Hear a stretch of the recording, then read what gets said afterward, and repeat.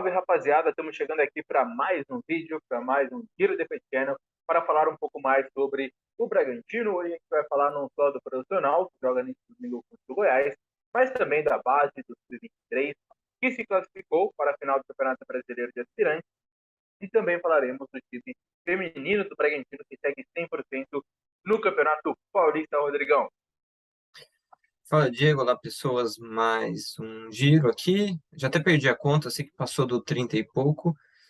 A gente está desde o começo desse ano aqui fazendo muito já. Esse a gente vai falar mais do aspirante e do feminino, até porque o masculino faz um bom tempo que não joga, né? Vai jogar no domingo, mas ficou um bom tempo aí sem jogo depois do 7 de setembro.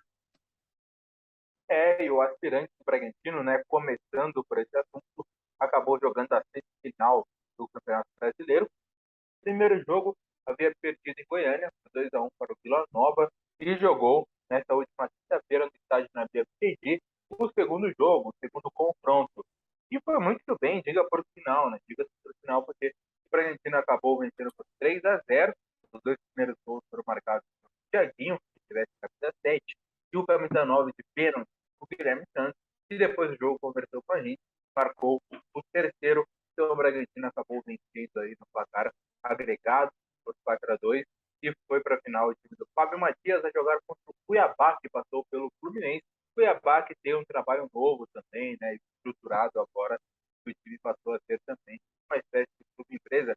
E aí, Rodrigo, que você analisou, né, estivemos ontem acompanhando no estádio da PFG essa partida, Bragantino com alguns jogadores conhecidos, né, começando pelo Lucão, que foi o goleiro, o Lucão campeão olímpico, reserva imediata aí do Cleiton, do Gustavo, ex-Flamengo na direita, o Léo Real, que jogou na zaga, aí bons jogadores também, como o próprio Guilherme, o Thiaguinho marcou 2 gols, enfim.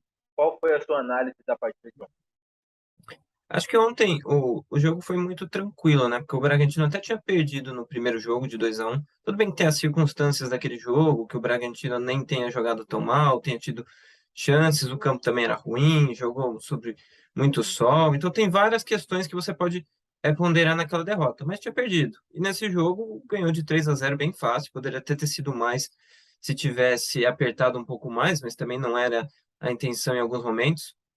O Fábio Matias até falou na coletiva que no primeiro tempo, ali no final, o time tirou o pé depois que fez 2-0 com 26 minutos. E ele cobrou isso dos jogadores que precisava pelo menos de mais um gol ali para o jogo ficar mais tranquilo, né? E o time conseguiu marcar esse outro gol no segundo tempo. Mas mostra, acho que um time muito entrosado, né? Um time que sabe muito bem o que quer fazer dentro dos jogos, um time que tem um entrosamento até bem precoce, né? Porque o time só jogou junto esses jogos do Aspirantes, né, que são 10 jogos, por mais que alguns jogadores já se conhecessem, é um técnico novo, né? Só que rapidamente o time deu para se adaptar bem, dá para ver, o time entende muito bem quais são as ideias do técnico, que o time está bem confiante também, né, nas ideias e dentro dos jogos, né? Tanto que vinha com um revés e nem isso abalou o time, que foi dominou o jogo do começo ao fim, e daí começa a aparecer os destaques, né? As laterais, acho que são dois bons laterais. A zaga, eu acho que ainda sofre um pouco com, às vezes, alguns erros um pouco bobos, mas acho que tem a ver também com a idade. Acho que zagueiros jovens costumam errar mais do que zagueiros experientes. Não digo que errar por não conseguir fazer alguma coisa, mas erros técnicos, não, erros bobos assim, às vezes de um posicionamento um pouco errado, de alguma desatenção. Mas ali você tem o meio de campo o Alejandro, que é um cara que tem uma velocidade interessante, uma habilidade boa para encontrar passes.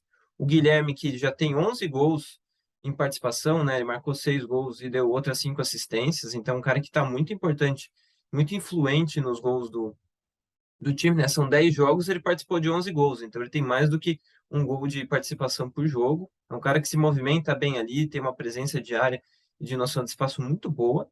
E os dois pontas, né? Que vez ou outra, dependendo da jogada que o Bragantino faz ali, ele consegue deixar um deles livre e eles acabam fazendo os gols. Acho que tem mais a ver com a movimentação, né? O próprio segundo gol é uma jogada que o Thiaguinho vem por dentro, numa movimentação que começa na esquerda até chegar o passe para ele, o passe vem do Guilherme. Então, é um time que sabe muito bem o que fazer e chega na final, eu acho que como favorito. Apesar de jogar fora de casa, com um adversário que também tem uma campanha muito boa, acho que o Bragantino está jogando um pouco melhor. Apesar de que não vai ser fácil, tem tudo para ser um jogo bem complicado essa decisão.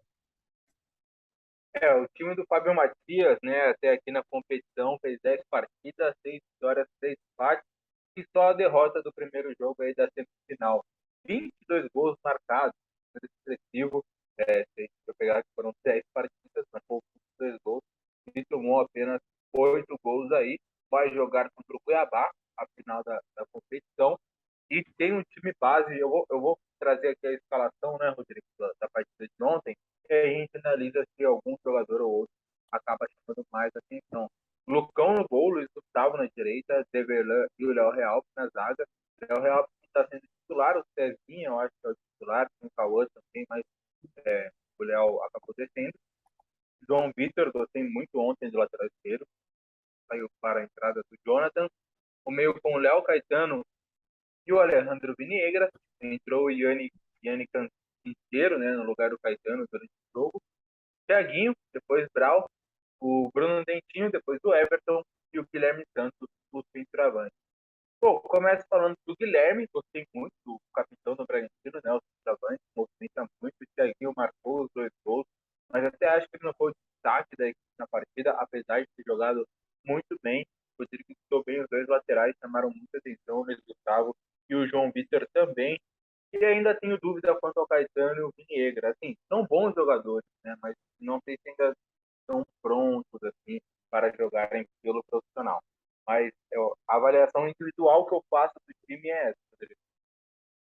Eu acho que vai por aí mesmo. Acho que a gente às vezes tem que lembrar que eles ainda são muito novos como jogadores. O próprio Guilherme ontem estava meio sentindo a timidez na primeira coletiva, acho que deve ser da vida dele. Então, são situações diferentes, né? Eles precisam ser mais desafiados em grandes jogos, em grandes decisões, e esse campeonato de aspirantes tem sido isso para eles, né? Às vezes você traz também um jogador do profissional para conviver junto, treina às vezes algum deles com o time profissional, então eles estão nesse processo de transição e na última fase, né? Então eu acho que esse é um momento importante de participar de grandes jogos com torcida, como teve ontem. Então acho que tudo isso tem sido muito produtivo e acho que e até é o principal, né? Não é nem ganhar, tudo bem que ganhar você coloca ele em jogos importantes e mostra que o trabalho está sendo bem feito. Mas é revelar os caras, é fazer com que eles entendam o que um jogo decisivo pede, o que, que as partidas vão pedir em determinados momentos. E acho que eles têm passado bem nesses testes, têm aprendido muito bem. Um time que alguns deles jogaram a Série A2 do brasileiro e foram muito mal, né? Então, acho que é importante eles darem essa nova fase, esse novo momento jogando o campeonato de uma maneira mais eficiente e que vai contribuir melhor para eles lá na frente, né? Porque se o time, vamos dizer, o time tivesse sido eliminado depois de 6 jogos ali na primeira fase, não ia ter servido para muita coisa. Claro, são os treinamentos, são os jogos, mas é importante fazer mais e tem sido isso para com que eles consigam amadurecer e depois poder jogar um time profissional, coisa que poucos deles já tiveram chance, mas eu acho que daqui a um tempo eles conseguem ter com o Maurício Barbieri ou mais na frente com talvez outro treinador, não sei. Mas o caminho é esse. O Barbieri estava lá ontem, mais membros da comissão técnica estavam lá. Então a ideia é ver e imaginar quem pode daqui a pouco estar jogando no time profissional. É verdade, né? Eu até conversei hoje com o Barbieri, né? E ele falou, elogiou muito o trabalho do Fábio, do garoto, disse que a ideia é ir aproveitando cada vez mais, né, os atletas jovens da base. E ontem nós conversamos com o Fábio e com o Guilherme, você até citou a timidez do Guilherme, né? Normal, e foi até legal ali da maneira espontânea com que ele falou que estava nervoso ali. Mas o que você achou da coletiva com o Fábio depois? Da entrevista que a gente fez com o Fábio depois do jogo? Tinha pouca gente, tinha praticamente só. Tinha eu, você e o Mário, né? 3 pessoas só, mas já deu para ter uma noção legal. Ele vai conhecer, a gente vai conhecendo melhor o trabalho dele, vai conhecendo a gente também, né? Que vai acompanhar o time nesses jogos aí dele também. E dá para ver que ele é um técnico que consegue explicar bem o que ele está querendo fazer, que tem boas ideias. Ele fala uma frase que muitos técnicos têm usado, principalmente com base, que é que o jogo são dos jogadores, ele tem as ideias, ele vende as ideias, mas quem joga são os atletas, né? Então eles têm que comprar essa ideia que o técnico vende e lá dentro decidir o que é melhor para o jogo, porque ele pode explicar uma coisa para o jogador, mas dentro de campo o cenário se mostrar uma coisa diferente, ele ter uma decisão na cara do gol que ele tem que tomar. Então, isso tudo você tem que deixar o jogador pronto para tomar essas decisões. E eu acho que ele tem conseguido fazer isso e o time tem conseguido ser consciente do que pode fazer. Claro que você vai ver erros acima do normal quando você compara com um profissional. Mas é normal, porque você está falando de um campeonato de aspirantes que o Bragantino entrou praticamente com o time sub-20, né? Enquanto o Cuiabá tem um time um pouco mais velho, né? Por exemplo, o Vinícius Boff, que é um dos principais jogadores do Cuiabá, tem 23 anos, assim como o goleiro, que também tem 23 anos. O Bragantino não tem esses jogadores. Os jogadores do Bragantino têm tudo mais ou menos de 20 para baixo. Então, um ou outro tem um pouco a mais, mas assim, é uma ideia de ter um time bem, bem jovem no aspirantes para você poder realmente exigir e evoluir esses jogadores. Essa é a principal ideia. Bom, e mudando, né, da base para o profissional, mas feminino, né? O time feminino está jogando muita bola também. 100% líder do Campeonato Paulista, né? Uma campanha que, como já falamos aqui em outras oportunidades, chama a atenção, porque é o mesmo time que acabou sendo rebaixado mais uma vez para A2. Começou jogando A2, né? O time feminino foi fundado há pouquíssimo tempo e agora o time acaba indo muito bem no Campeonato Paulista. Você vê de que maneira, Rodrigo, essa campanha, né? Chegou a quinta vitória seguida, né? Está 100%, é o 100% na competição, marcou muitos gols. Esse gol que acabou tomando nessa última partida foi o primeiro gol em 5 jogos, né? Que a equipe acaba tomando gol. E tem a sua artilheira, a Ariel, tem a Ingrid, que é a capitã, enfim, trabalho da Rosana. O que você acha do time? O campeonato feminino paulista é um campeonato forte, né? Porque se a gente for ver, tem vários times que jogam a Série A1 dele. E o Bragantino tem vencido vários tipos de times em várias circunstâncias. É um time que agora parece estar encaixado de novo, né? Esse último jogo foi contra a Portuguesa, uma vitória que tomou o primeiro gol, conseguiu virar ali em casa, mas é um time que está interessante. Marcou os dois gols, curiosamente, em cobranças de lateral, né? Não que foi aquele lateral na área, estilo, sei lá, Cuca-Ball, como ficou famoso assim. Não, era um lateral para sair jogando ali, depois criar a jogada. Mas os dois eram de laterais e é um time que agora entendeu a treinadora. Tudo bem que é, tem a questão também de a série A1 ser um campeonato mais difícil, exigiu coisas mais complicadas, mas ainda assim, né? A série A1, o Bragantino conseguiu uma vitória no último jogo, já quando já era rebaixado. Campanha muito ruim e agora começou muito bem, 100% de aproveitamento, deve classificar para a próxima fase, né? Com essa campanha inicial, e daí vamos ver como é que vai na parte mais decisiva da competição, quando o Corinthians, São Paulo, Palmeiras, que tem equipes hoje com elencos mais fortes que o Bragantino, vão apostar nessa parte aí, porque no momento o Corinthians está disputando o Campeonato Brasileiro, né? Chegou na final. O Palmeiras perdeu ali na semifinal, o São Paulo também perdeu um pouco antes ali. Então, o São Paulo perdeu na semifinal também, perdeu do Inter. Então, ainda tem a Libertadores para alguns times jogarem, né? O Bragantino só joga o Paulista, mas a fase decisiva ali vai ser com força máxima e ali vai ser interessante para ver é, como é que o Bragantino joga. Mas já parece muito mais um time forte como era o da Camila quando chegou na semifinal do Paulista da outra temporada, do que do time que jogou o Campeonato Brasileiro e não conseguiu fazer muita coisa. Os gols foram marcados pela Raquel, né? Esse foi ali da lateralzinha que foi cobrada, e ela bateu o pé esquerdo no cantinho. Ficou bonito, inclusive, da Raquel. O Bragantino começou com um time alternativo esse jogo, né? A Rosana colocou as atletas principais na segunda etapa, uma delas é a artilheira, a Ariel, e uma jogada de lateral, ela sofre o pênalti, ela pega a bola e ela acaba marcando também de pênalti. Né? O Bragantino que chegou aos 15 pontos e se isolou ainda mais na tabela e volta a campo no próximo dia 23, uma sexta-feira, lá no Bruno José Daniel, né, em Santo André, para enfrentar então o Esporte Clube São Bernardo na sexta rodada. Então, nesse feminino do Bragantino. E agora falando do principal, Rodrigo, em Goiás, domingão, 11 horas da manhã, um horário que para você, torcedor, é até bom, né? Porque um horário tranquilo, vai, assiste o jogo, volta para casa, almoça, desce, curte ainda o domingão. E para os jogadores, nem tanto. Né?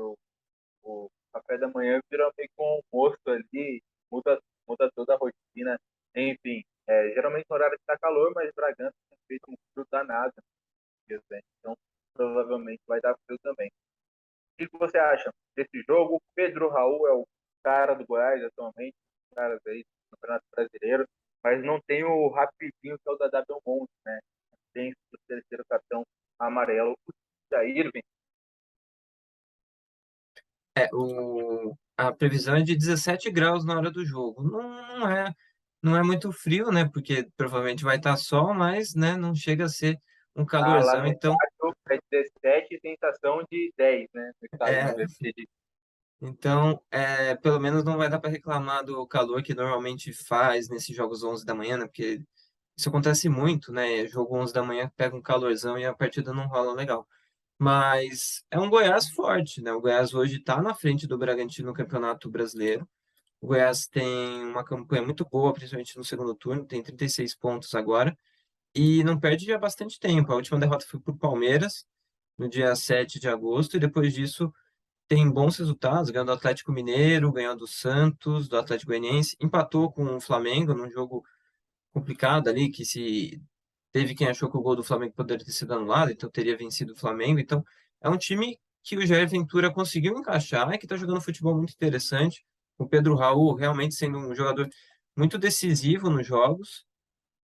E um time que, claro, tem um pouco de cara de Jair Ventura quando é um time que se defende bem e usa bem a velocidade para contra-ataques. Isso ainda é uma característica da equipe, né? Não, o Jair Ventura, nem quando ele tinha no Santos um ataque com grandes jogadores, era um time muito ofensivo, mas ele tem sido eficiente. Então, o Bragantino vai ter um desafio complicado, eu acho, que é encontrar esse espaço na defesa do Goiás para tentar sair na frente. Mas é sempre possível, né? O Bragantino precisa voltar a vencer jogos, né? Já está um bom tempo sem vencer, são 6 jogos. Então, está na hora de voltar a vencer. É um jogo em casa que não vai ser fácil, mas tem totais condições, né? Vai ter que encontrar o gol, vai ter que encontrar espaços, assim como fez em vários momentos, né? Que é um time que consegue ter um ataque forte, só que não pode sofrer como tem sofrido na defesa, que até não cede tantas chances, mas as chances que cede são tão claras que acaba tomando gol, né? É verdade. E a principal dúvida da escalação do técnico Maurício Barbieri para essa partida é quem ele vai utilizar ali do meio para frente. Provavelmente ele mantém o Eric Ramírez, né? Eu até perguntei hoje para ele, ele conversou legal, mas acho que ele vai de Raul, Lucas Evangelista, Eric Ramírez, Arthur e Alejandro, e aí a dúvida se ele vai com o Johan ou se ele vai com o Elinho, né? Lá atrás é a mesma coisa, né? O Cleiton, o Aderlan, Léo Ortiz, Natan e a volta importante do Luan Cândido, né? Um pouco fora do último jogo, cumprindo suspensão automática pelo terceiro cartão amarelo. É o artilheiro da equipe no Campeonato Brasileiro, 7 gols, 9 gols total aí na temporada. Tem jogado muito o Luan Cândido. Mas o que você acha que o Barbieri deve fazer aí no time, Rodrigo? Eu acho que ele deve usar o mesmo time que jogou contra o Palmeiras, com Johan ali e com o Eric Ramírez com esse falso ponta pela esquerda, né? Que é um jogador que, na hora de atacar, ele vem por dentro, abre o corredor para o Luan Cândido, e na hora de defender, ele joga na hora de defender, ele abre pela esquerda e vira mais um marcador pela esquerda. Então, eu acho que deve ser mais ou menos isso, que é a forma que ele tem usado nos últimos jogos. Eu acho que, aparentemente, eu acho que ele tem gostado disso, né, pelo que ele tem dito nas coletivas, eu acho que ele vai manter esse padrão, que é o que tem funcionado de certa forma, né? Ainda não venceu desse jeito, mas acho que dá para dizer que o time jogou melhor nesses jogos do que no esquema antigo, quando, sei lá, perdeu do São Paulo de 3-0, outros jogos assim que o time jogou bem mal. É isso. Bom, vamos com as perguntas, então, que a rapaziada nos mandou, né? Começando aí pelo Instagram, pergunta do João Pedro, que a gente selecionou aqui. Reformulação para a temporada que vem seria aceita por você? Eu acho que uma reformulação. Você acha que precisa de uma reformulação, Rodrigo, do Bragantino? Reformulação grande depende do tamanho, né? Assim, eu acho que talvez em alguns casos, sim, eu acho que em alguns casos tem algumas posições em que seria interessante você arrumar mais jogadores, mas acho que reformulação não precisa necessariamente, e eu também acho que não vai ser o caso, porque acho que eles vão tentar usar um pouco mais a base e trazer uns 3 ou 4 jogadores mais para serem titulares. Acho que essa deve ser as medidas principais. Também não acho que precisa trocar todo o time. Eu acho que precisa reforçar o time. Acho que o time mostra claramente que o elenco não é o suficiente para disputar mais forte do que tem disputado, né? Porque chega num limite, mas não sei se precisa de uma reformulação. Acho que tem muito jogador ainda que é bom. Vai depender, talvez, se perder, sei lá, vamos dizer que no meio do ano sai, no meio não, no final do ano sai o Ortiz, o Arthur e mais um outro jogador. Daí talvez você precise de uma reformulação um pouco maior. O Victor Gabi Melo pergunta: vocês acham que o Braga deveria segurar uma vaga na Sula para tentar o título ou arriscar uma Libertadores? Olha, eu acho que o Bragantino vai jogar o melhor que pode no brasileiro, né, para tentar a melhor qualificação possível. Se for de Libertadores, ok, se não, Sul-Americana. Agora, em que competição você acha que o Bragantino teria mais sucesso? Acho que na Sul-Americana. Mas qual é o objetivo do clube? A Libertadores da América, né? Ele jogou e caiu na primeira fase nesse ano de 2021.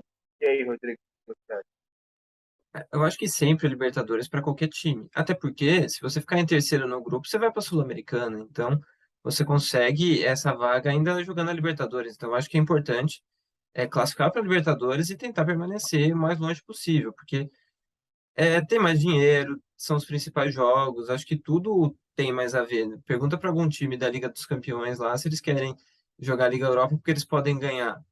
E assim, pode ganhar, mas o Barcelona estava na Liga dos Campeões ano passado, caiu fora, jogou a Liga Europa e perdeu, não foi campeão. O campeão foi o Frankfurt. Então, nada impede que você vá ser.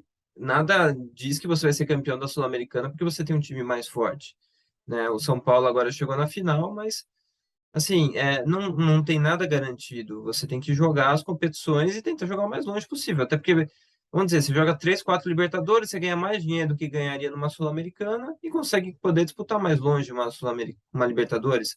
O Atlético Paranaense outro dia estava na final da Sul-Americana. Hoje ele está na final da Libertadores. Então, acho que esse tem que ser o caminho, né? Eu acho também. Claro. Indo para o Twitter, pergunta aí do Franciclésio Santos. Ele pergunta: os jogadores trintões presentes no time, principalmente campeão de 2019, só resta o Aderlan. Na verdade, não tem o Júlio César. Vocês acham que acabará a validade, ele coloca, dele? O que você acha, Rodrigo? O Aderlan está próximo, tá, encerrar ciclo? Ainda não? E aí?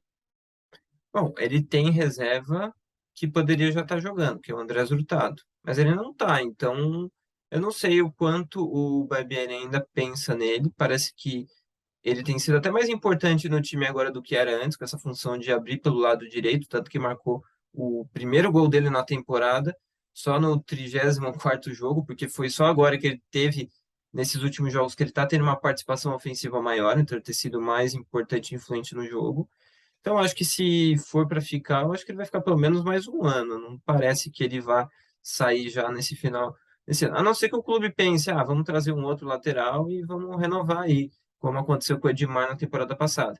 Mas ali na final da temporada, o Luan Cândido já tinha virado titular, né? Então tem essa questão também, e o Aderlan ainda não é reserva. O Júlio César, até pelo que ele vem falando, ele deve se aposentar e virar, quem sabe, um dirigente aí do Bragantino. Isso aí. Bom, Rodrigo, acho que por hoje é basicamente isso, né? Então, o Bragantino tem campeão às 11 e na semana que vem a gente volta com mais informações. Rodrigão, mais alguma coisa aí a acrescentar?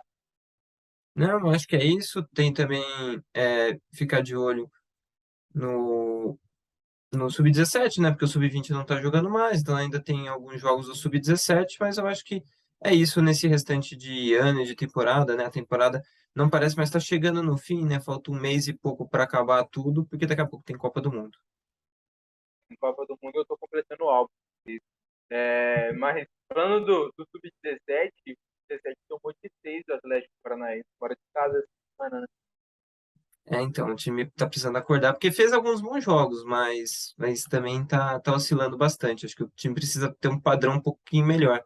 É que também às vezes troca muito de jogador, porque os jogadores vão subindo e descendo categorias, né? Aliás, um jogador que nunca joga em nenhuma delas é o Bruninho, né?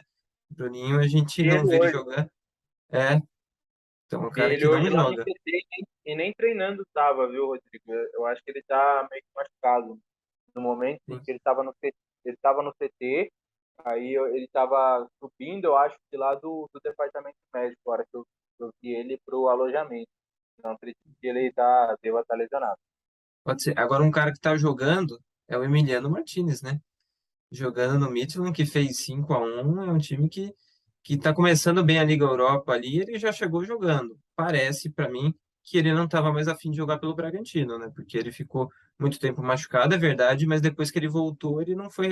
Até foi relacionado, mas não jogou. E lá ele já chegou jogando, né? Então parece que ele estava já pensando em tentar ir para a Europa, parece que esse era o caminho dele. E para o Bragantino vai ser bom se ele jogar bem lá, porque mesmo se ele não voltar, o Bragantino consegue vender ele. É verdade, né? Já tem um valor estipulado que ele em torno ali de 24 milhões de reais. O Bragantino pagou 21, né, um pouco menos de 21 milhões, já acaba sendo bom. Só pelo empréstimo, o Bragantino garantiu 1 milhão de euros, né? Então já garantiu um valor legal. Ele vai ficar lá até o final de agosto de 2023 e o Midland aí tem a opção de comprar o jogador. Ele foi titular no 5-1 contra a Lazio na Liga Europa. Mas é que aqui no Bragantino, Rodrigo, ele deu azar, eu acho, porque ó, ele Também. chegou para ser o substituto natural do Raul. Aí, quando o Raul se lesionou e talvez ele teria um pouco mais de oportunidade, ele também estava lesionado, né? Aí o Jadson Silva ganhou um espaço enorme e jogou bem. Aí, quando ele voltou, o Raul já estava de volta, ele e o Raul voltaram meio que juntos, assim. O Raul é o titular, o Jadson estava bem, era o reserva, e ele ficou meio que com uma terceira opção, né? Então, acho que ele deu um pouco de azar por aqui também. E ele não podia jogar Sul-Americana, então nessa jogava sempre o Jadson. E para encaixar o time para ser forte na Sul-Americana, jogava mais o Jadson. Então nessa ele acabou se dando mal, mas ele ainda é um cara muito promissor e que está começando bem lá. Acho que pode render pelo menos, nem que seja, um valor interessante para o Bragantino. Mas aí mostra, até para quem estava achando que ele é um jogador muito ruim, que o scout do Bragantino também consegue ver jogador bom.